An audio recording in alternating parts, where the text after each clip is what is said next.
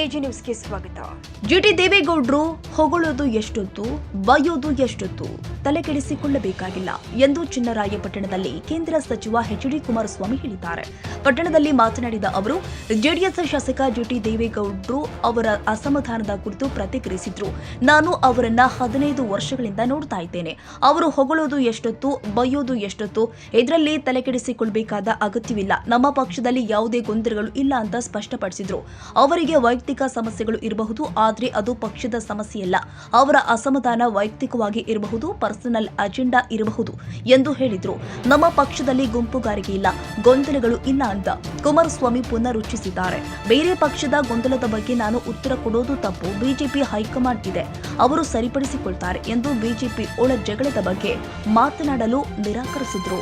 ನಮ್ಮ ಪಕ್ಷದಲ್ಲಿ ಏನಿದೆ, ಏನಾಗಿದೆ ನೋಡಿ, ಅವ್ರದ್ದು 15 ವರ್ಷದಿಂದ ನೋಡಿದೀನಿ, ತಲೆ ಹಾಕಿ ಕೆಡಿಸ್ಕೊತೀರಿ.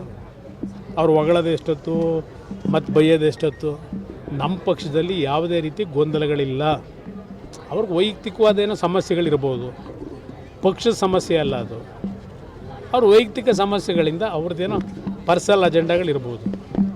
ಆದರೆ ನಮ್ಮ ಪಕ್ಷದಲ್ಲಿ ಯಾವುದೇ ಗೊಂದಲ ಇಲ್ಲ, ಯಾವುದೇ ಗುಂಪುಗಾರಿಕೆ ಇಲ್ಲ.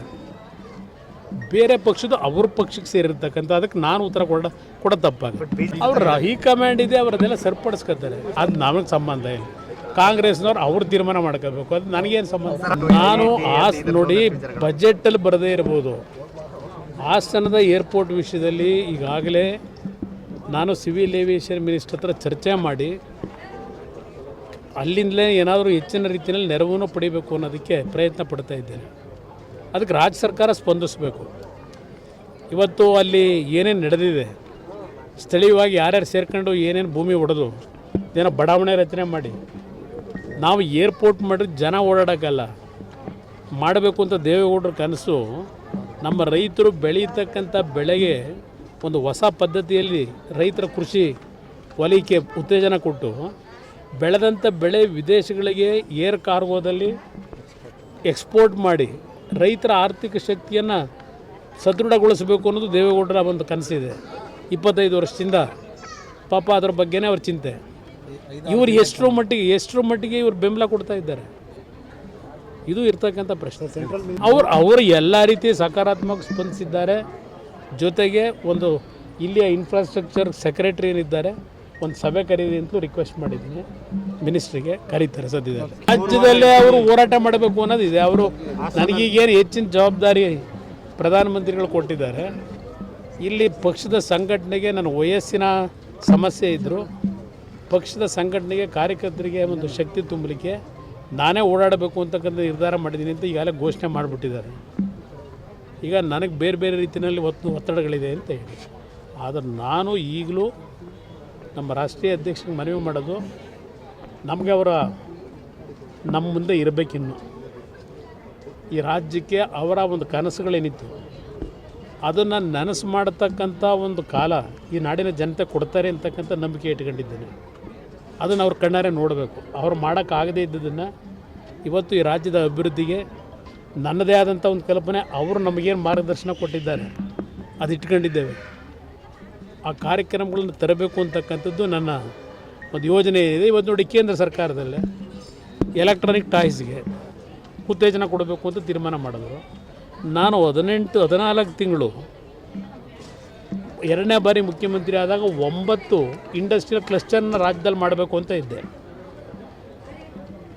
ಅದರಲ್ಲಿ ಕೊಪ್ಪಳದಲ್ಲಿ ಟಾಯ್ ಇಂಡಸ್ಟ್ರಿ ಮಾಡಬೇಕು ಅಂತ ಹೇಳಿ, ಲೆದರ್ನ ಒಂದು ಎನ್ಕರೇಜ್ ಮಾಡಬೇಕು ಅಂತೇಳಿ ಬಳ್ಳಾರಿನಲ್ಲಿ ಲೆದರ್ ಇಂಡಸ್ಟ್ರಿಗೆ ಒತ್ತು ಕೊಡಬೇಕು ಅಂತ ಮಾಡಿದ್ದೆ. ಇವತ್ತು ಕೇಂದ್ರ ಸರ್ಕಾರ ಲೆದರ್ ಇಂಡಸ್ಟ್ರಿ ಮುಖಾಂತರ ಎಕ್ಸ್ಪೋರ್ಟ್ನ ಇಲ್ಲಿ ಮ್ಯಾನುಫ್ಯಾಕ್ಚರ್ ಏನು ಮಾಡ್ತಾರೆ ಲೆದರ್ ಇಂಡಸ್ಟ್ರಿನಲ್ಲಿ 1,00,000 ಕೋಟಿ ಆದಾಯ ದೇಶದ ಒಂದು ಫಾರಿನ್ ಎಕ್ಸ್ಚೇಂಜಿಗೆ ತರಬೇಕು ಅಂತಕ್ಕಂಥ ಘೋಷಣೆ ಮೊನ್ನೆ ಮಾಡಿದ್ದಾರೆ. ನೆನ್ನೆ ಲೆದರ್ ಇಂಡಸ್ಟ್ರಿ ಮುಖಾಂತರ ಹಲವಾರು ಯೋಜನೆಗಳಿದೆ. ಲೆದರ್ ಇಂಡಸ್ಟ್ರಿ ಮುಖಾಂತರ ಸುಮಾರು 20 ಲಕ್ಷ ಯುವಕರಿಗೆ ಉದ್ಯೋಗ ದೊರಕಿಸ್ಕೊಡ್ಬೇಕು ಅನ್ನೋದಿದೆ ಆ ಕಾರ್ಯಕ್ರಮದಲ್ಲಿ.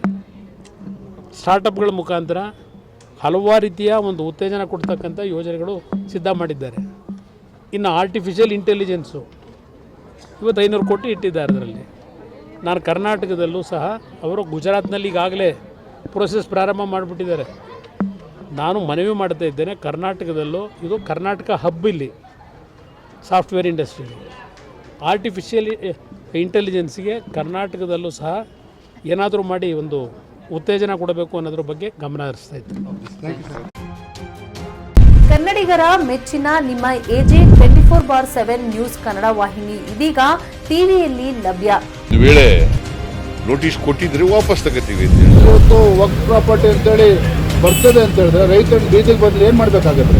ಯಾರು ವೋಟ್ ಹಾಕಲಿಲ್ಲ ಅಂದ್ರೆ ಗ್ಯಾರಂಟಿನೆಲ್ಲ ಸ್ಟಾಪ್ ಮಾಡ್ಬಿಡ್ತೀವಿ.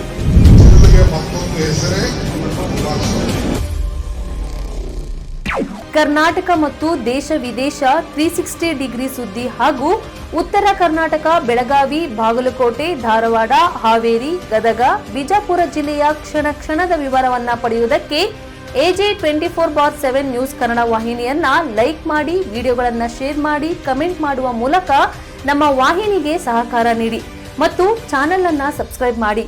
ಧನ್ಯವಾದಗಳು.